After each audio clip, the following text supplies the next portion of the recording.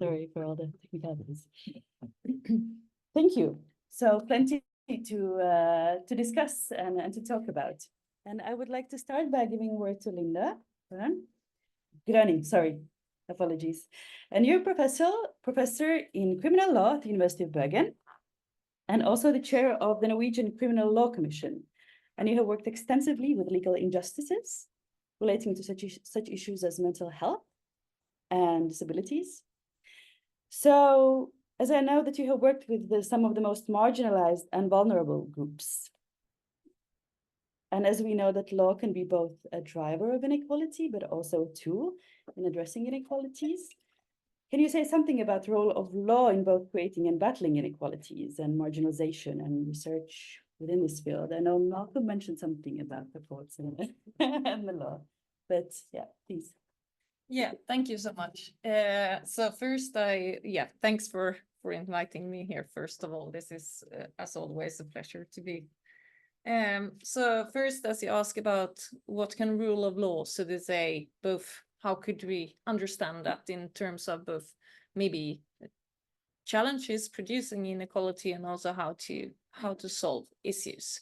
So I would then, rule of law may not be familiar to you, and that is generally a overall legal ideal encompassing in particular, remember, the equality before the law, legal certainty, and overarching issue of people being, so to say, equal subjects before the law.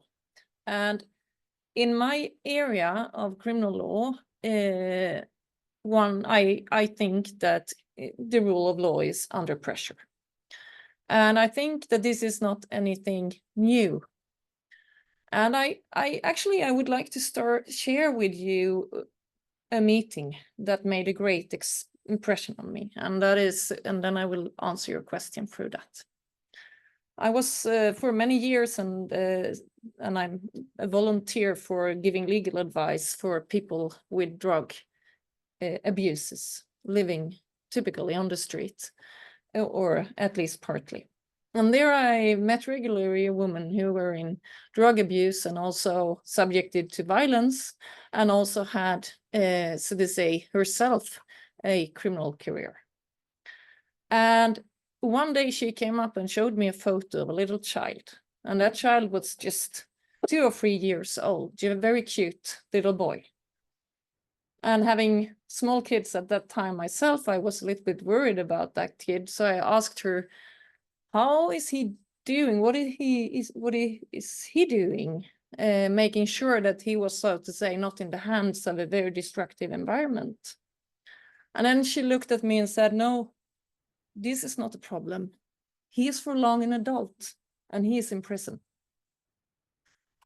And that, in a way, when I saw this photo of this little cute boy, it was like playing up a very retrospective, so to say, destructive development. And many of those that are, so to say, not all of them, but many of those that I, so to say, focusing my research on, that is typically people that are committing quite serious crimes and having serious mental disabilities or disorders, and with a special focus on the young offenders. Many of these have had this story. Many of these are born into what Malcolm is pointing to, a kind of quite, so to say, challenging and unequal, so to say, situation compared to most of us. So they are living, starting out early on. And so here the rule of law challenge starts, I would argue, long before they enter into the criminal justice system, because that should be the last resort. And I think a major challenge for criminal law is when these end up here, so to say, how could we then think about their, so to say, them being then subjected to handle with, understood, and treated with in this system? The challenge is that today it is so that we fill, so to say, to some extent, the prison with the most vulnerable groups. Not only, but many of them belong to these groups. The challenge is also that within this system, we see and know that these groups are, so to say, having extra challenges in protecting their rights. That goes from everything from having a fair trial to understanding, and not least serving a prison sentence where many of them end up, which is a far more challenging situation if you are disabled. Currently, the criminal justice system lacks, to some extent, also in Norway, which is a quite wealthy country, lack mechanism for taking sufficiently care of this group. Considering that also if you're, so to say, sentenced to a criminal justice for a crime, you should still have your human rights preserved. And there are many, many challenges here. And I also argue it is a matter about inequality before the law. That goes also that we treat equal cases alike because we do not properly understand maybe disability or mental disorders. It is a matter of violating human rights, in particular access to proper health care. It is a matter that we may not get an eye of those that are, so to say, disabled. We have a growing challenge with elder people with cognitive deficits. We have a growing challenge with people with, so to say, cognitive dysfunctions that may not be so visible for the untrained eye. At the same time, we have lower or a decreasing amount of resources to spend on this group. I also think, and what to do about this. First, I think as I really liked what Malcolm points to, that he said something like, sometimes systems start to develop in a way so that they could not foresee the consequences. And I think this is precisely what's happened all the time, and in particular with the criminal law. And I think also this interesting, so to say, interplay, because I think that criminal law and law in general is really a forceful tool to produce inequality, but also to adjust it. And here I also think that in the end, we live in a democratic society. So in fact, we are the law. So it is also this interplay between society and which attitudes do we spend into this, so to say, development of law. How do we conceive of each other? How do we conceive of us and those that are not belong to us? How do we difference between the enemy and the friend, so to say? And I think these issues is about attitudes. And at the end of the day, I think of law as a social construct that is a reflection of our society. So I think how to deal with this issue, I think it's not an easy thing, but I think we may at least, let's say, by gathering together, talking about, of course, law reform may help. But I think even more important is the continuous societal discussion and critique of development in law, and try to work to, so to say, minimize inequality. And the best thing I think to do this is to see this child that this woman showed me on the photo before he enter on and during, and try to help meanwhile. Often when I come to my field, so to say, it is many times, so to say, too late. So yeah, so it boils down to attitudes to a certain extent also in law, I think. Thank you, Linda. And a really good illustration also how inequalities produce inequalities and a vicious cycle that Malcolm mentioned. Don? Don, you're the academic director of GRIP and also the founding editor of Focal, Journal of Global and Historical Anthropology. And you have worked extensively on such issues as globalization, labor, history, and class. And your work is always distinguished by the historical perspectives and this eagle eye on globalized neoliberal capital moving around and how it connects to inequalities. And you in your work have often highlighted the evaluation of spaces, places, people, labor. So how do you see these processes of evaluation and de-evaluation feeding into inequalities, and what would be your take on where are we with inequalities and where we're moving with them? Yeah, very good. 5 minutes. 5 minutes. 5 I minutes. I will do 2 minutes.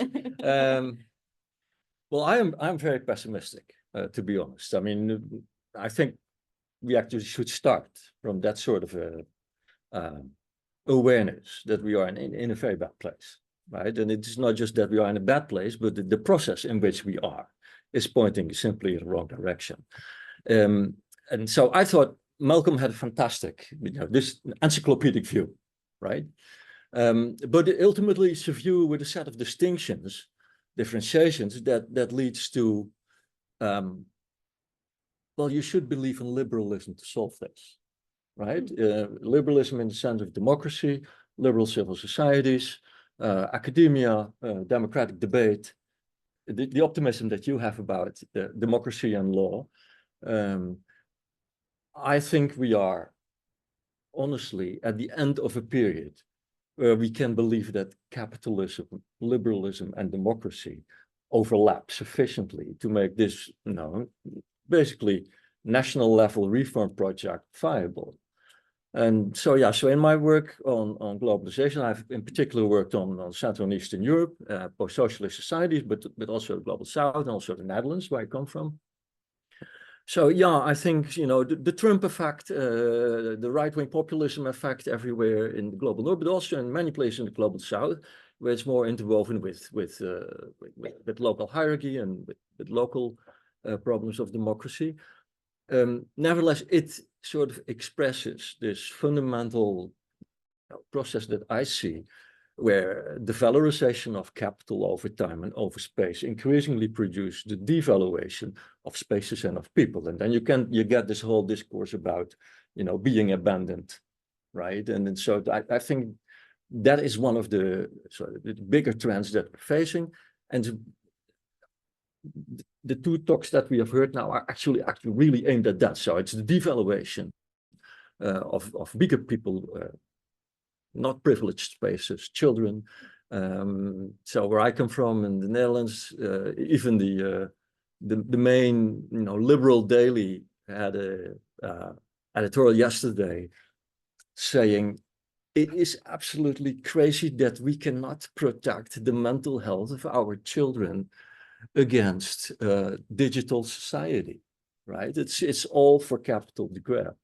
And so, yeah, so increasingly I think we are building on Piketty, Graeber, Branko Milanovic, David Harvey, Nancy Fraser, in understanding that the capital relationship, it's not just about disparities, but it's really about the capital relationship and the social relationship, the unequal social relationships also of space that are produced within that are becoming very, very contradictory. And so we have a big political project in front of us, right? Rethinking fundamentally liberal ideology and the liberal assumption of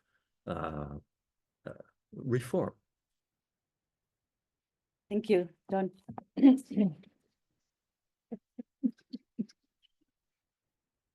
Asun, you have worked as a professor and researcher for many years in the fields of ethics, epistemology, human dimensions of climate change, sustainable development, and poverty. You have also worked previously with CROP, which was a predecessor of GRIP, the comparative research program on poverty. And you have also been involved in conversations on rethinking human development index regards to the human well-being. So what would be your key points on thinking about inequality and future? Thank you. I was very shy of being in this roundtable and in this wonderful company. So I'm not sure how original what I'm to say is, but let me contribute. So I wanted to start by saying what brought me to Bergen actually was poverty research, right? I ended up in CROP, and I was doing an analysis of the different conceptions of poverty between the UNDP, human development, and the World Bank. And one of the key lessons I learned is very interesting. All these focuses on the poor. One was focusing on the poor only. The other one was focusing on other things, but the poor. And in fact, one of the very interesting programs that CROP had was looking into the non-poor, looking into the rich, and looking into the middle classes. And I remember working with Vicky Lawson on a new program on poverty in the middle classes and what drives the risk of these middle classes being in a dangerous position and in an unstable position. So in that line, obviously, the move from crop to grid, by the way, is quite obvious, right? So you have that, it was the relational view of poverty what really got much more interesting work on what are the causes of poverty and how to prevent it. And I think, so when I was invited by participating here, I thought, okay, so what else? So what does it tells us for inequality? And it tells us something very similar to what Malcolm just said, that we need to be looking at a relational view of inequality, even though inequality is a relational term, but in the sense of being transversal to other key issues, because that's what causes the inequality and that's what may give us the tools to actually correct it. And during COVID, I did a gig for the International Science Council. They called me, oh, it's the 30th anniversary of the Human Development Report. We have launched a program together with UNDP on rethinking human development. And I worked for them a few months. And we came up with this idea of the conversations on rethinking human development. And I had the absolute pleasure of interviewing tons of people from all over the world rethinking the concept. And in the summary of this ebook, which is found online, maybe if the colleagues here, because in the last moment I decided that maybe one PowerPoint could be shown. It's the colleague. It should be there, the PowerPoint, exactly. It's very small. Anyway, one of the things that we did in the summary of these conversations on rethinking human development was to think about these 9 different directions where we can actually advance. And then I think that if we bring in inequality as part of these different 9 directions, we have almost like a research agenda to explore. And again, very similar to yours, fresh thinking or rethinking of human development. Forget about the past and the past dependency, which will be, forget about the material inequality as the path dependency of the concept, and let's be able to take it out of this history and think completely afresh. The second one is a visionary thinking. I mean, human development, the visionaries, Mabul Haq, Amartya Sen, and then the concept has been expanding and expanding. Let's think about the psychological dimensions. We had in the group of ISC a psychologist. Let's look at the psychological dimensions of inequality, what it does to people, but also how it can be used to strengthen people's own perception of themselves. Strengthening institutions and accountability. I think this is an obvious intersection with rethinking inequality. Planetary boundaries, obviously. I mean, I work a lot on climate change, and I mean, my God, inequalities is one of those emergent outcomes. Inequality today is one of the major reasons we move at this snail pace that is not going to take us in. We keep going slowly, but we keep going in the right direction towards a cliff. And I think you can actually look at the roots of that being an unequal world in terms of power, in terms of all sorts of political issues.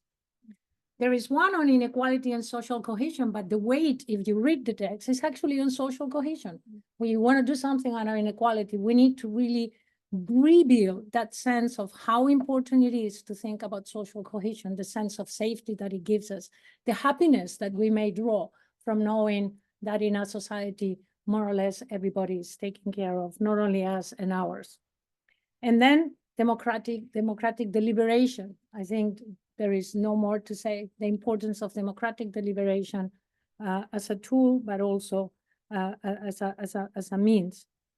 Making the digital age work for all. I had the pleasure to actually interview Shoshana Zuboff, who wrote Surveillance Capitalism. And she had, the interview is available online. She had this absolutely marvelous argument, going back to my disagreement in the previous panel, saying technology is good, but we have to make it work for all, because it's causing huge inequalities that are not only about the inequality of having access to internet, it's much more deeper than that. And then the 8th is new conceptions of value. Here I interviewed Mariana Mazzucato, where, and if you know her work, right, it's all about valuing different things. And I would also like to sort of add on a colleague from Oslo, Karen O'Brien, who uses Donella Meadows to say the most important leverage point is changing ourselves, our values, and how we think is the personal transformation, what is going to move us to the sustainability. And lastly, of course, is scientific knowledge, is bringing the voices of the South, is really getting to grips to how unequal our science is and our scientific institutions. So I don't know if this makes any sense, but those are just 9 transversal different ways to think about rethinking inequality in the tradition of GRIP, CROP, and the ISA. Thank you, Asun.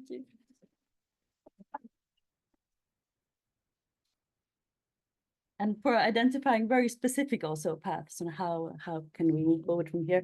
And now I open the floor for the questions from the audience, as we have exactly 15 minutes left. I thought we can collect a couple of questions and then give time to answer. Yes, please.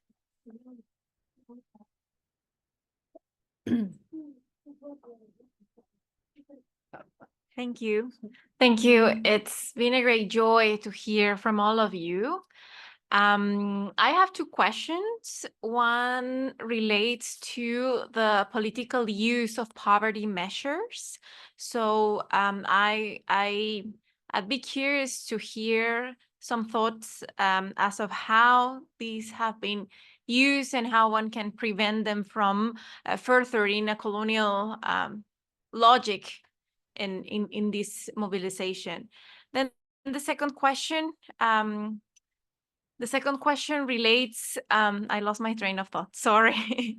But the second question relates, of course, like the coloniality behind what Malcolm was suggesting and was presenting in this very comprehensive overview.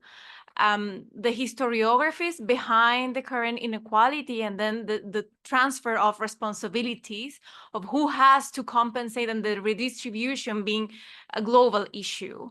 What are your takes on that? I'd be very curious. Thank you. Who else? Next question. It's a quick one. So we, throughout the different types of inequality, would you still, anyone thinking about it, would you still say that material inequality and capitalism is probably at heart of all the other ones, or is that something more debatable for you?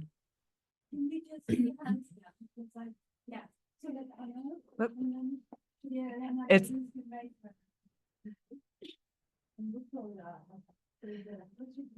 So thank you so much for the panel, for everything that you've given us to think about, to discuss. I think I have 2 questions. One concerns is really a provocation or a thought. I don't know what it is, but I mean, the term inequality, is this even a term that applies to where we are in the world today, given the levels just of concentration of, there's an anthropologist, Hita Segato from Latin America. She says, we can't talk about inequality, desigualdad anymore. We need to talk about dueñidad, which is, people have ownership over the world. We live in a world with owners.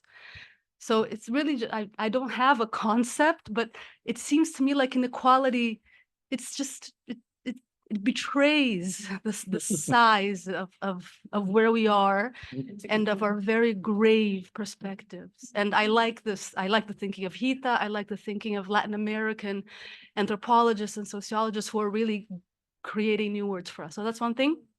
And the second thing is the drivers of inequality. In the places where I work, so again, I work in frontier regions of agribusiness, of mining, of extractivism, where I would say one of the core, and inequality doesn't exist as a problem in these places before development arrives.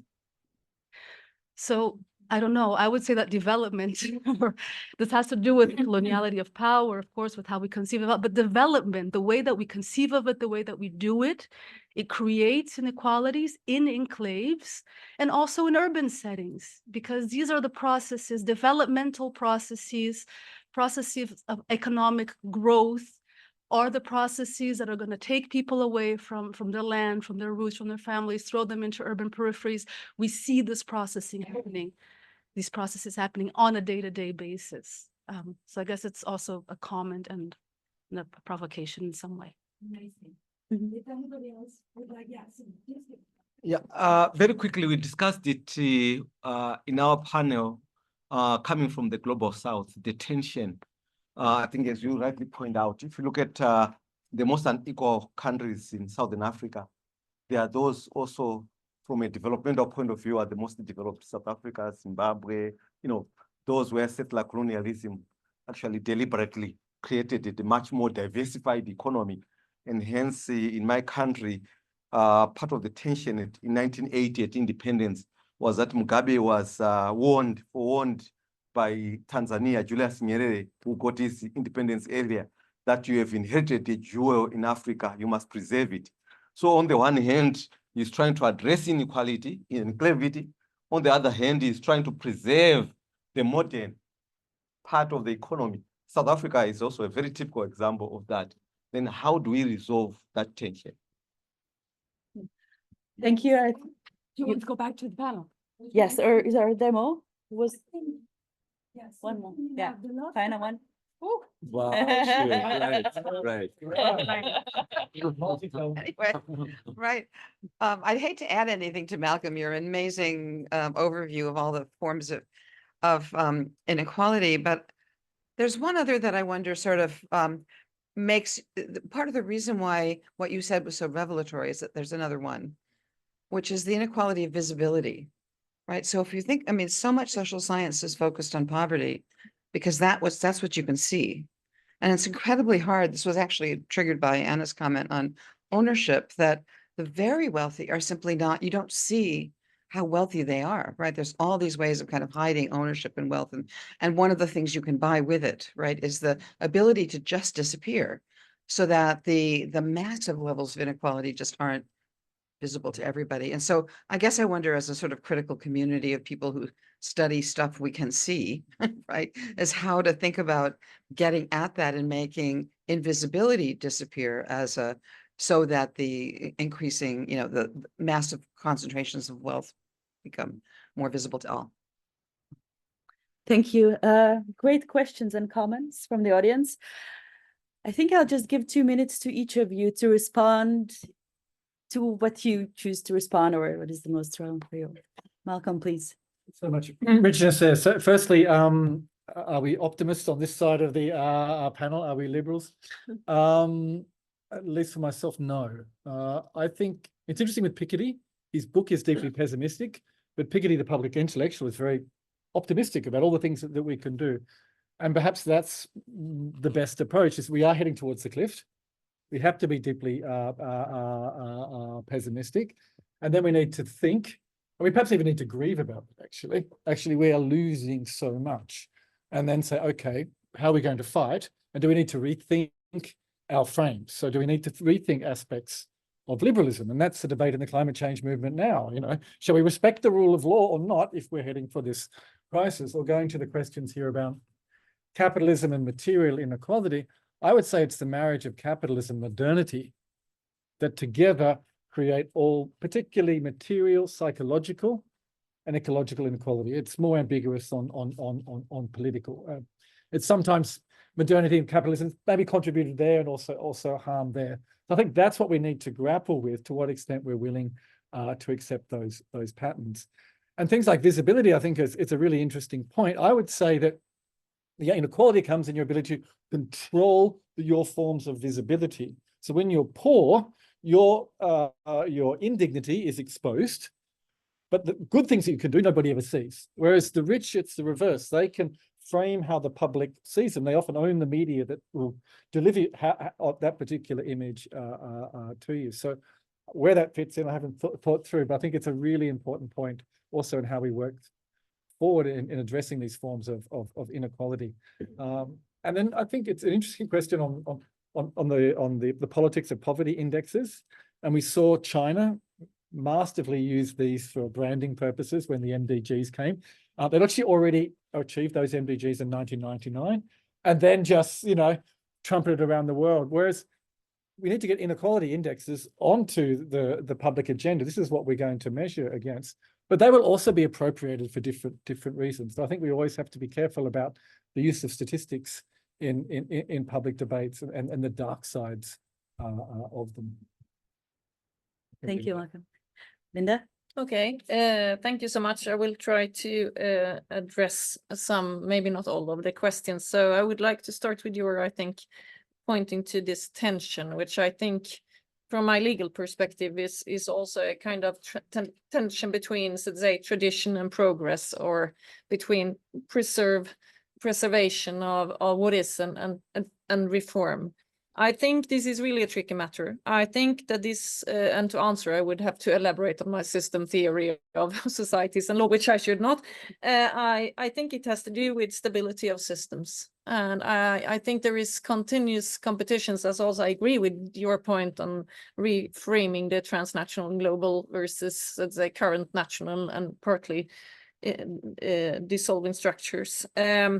So I think this is a matter of actually try to build on and produce stable system that could continuously, so to say, survive and override those. But I think these tensions are always inevitably there. So I think and I try to answer two questions at the same time, maybe because I think they're partly interconnected. And that is what you pointed. I think you took out the term or concept of inequality as such, which I think is a really valid and important point. And also relating to a question about is really capitalism in the heart of all these matters.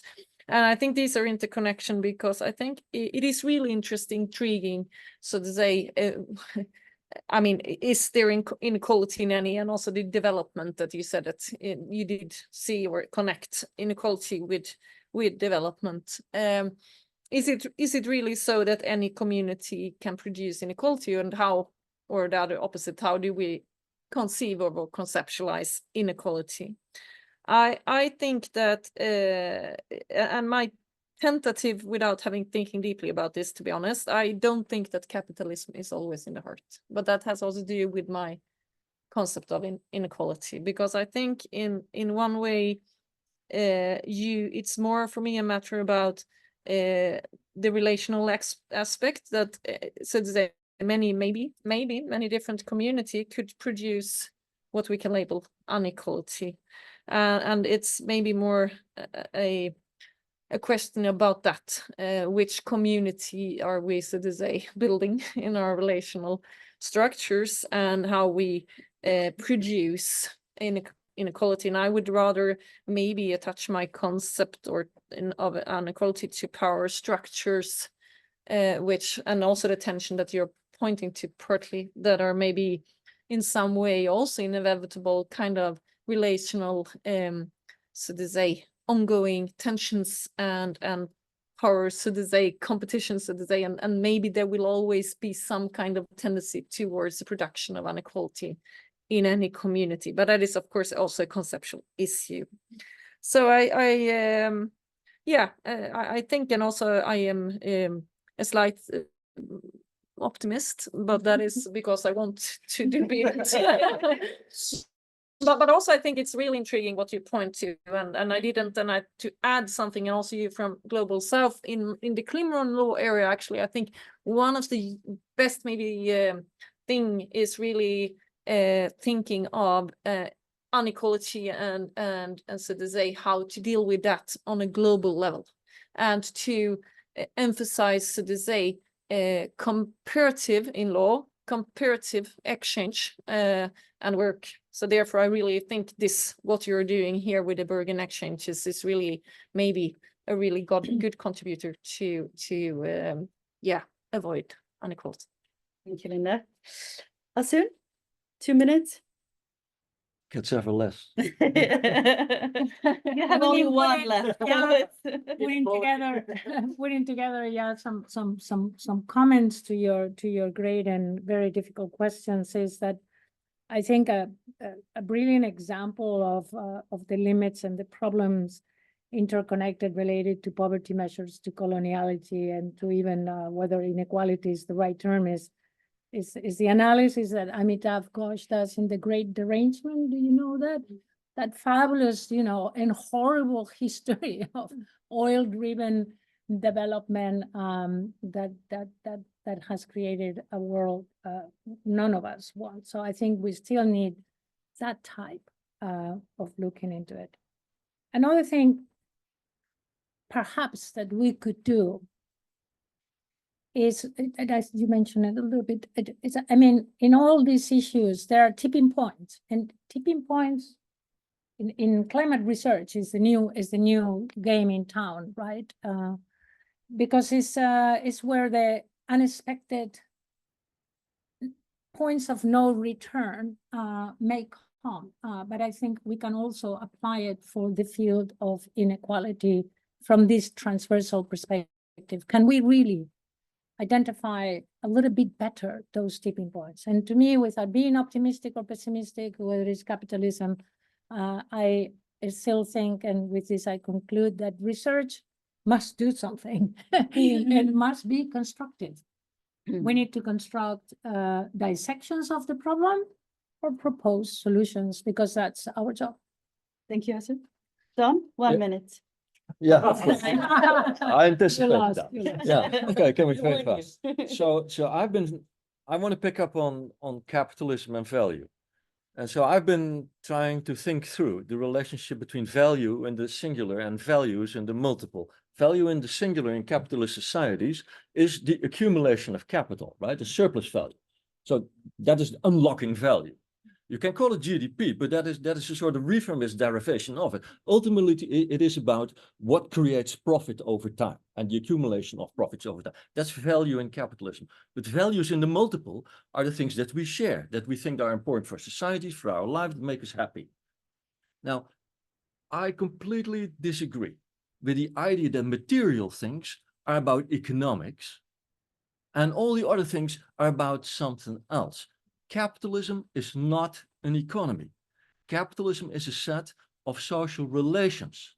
And so what I'm trying to say is, in the next 10 years, our key intellectual agenda is to understand how capitalism, as the generation and the valorization of value in the singular, penetrates, gets inside of, and contradicts the values in the multiple that we feel respected by, make our lives valuable, make us happy, etc. So it's really, I think Nancy Fraser has been really great in this little book on cannibal capitalism, and emphasizing that capitalism is a social system and law is key to it, right? And so here we get to that point of ownership, right? In the rule of law, there is nothing as legal as private property.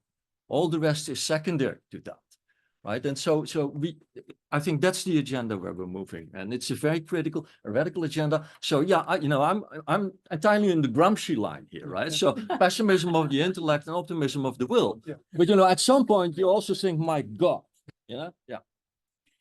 So with those words of radical agenda for the next 10 years, I thank you all panelists for contributing, and we need to continue our conversations. So, and that's what we'll do. Thank you. Yeah, thank you very much. Well done. Great. Well done.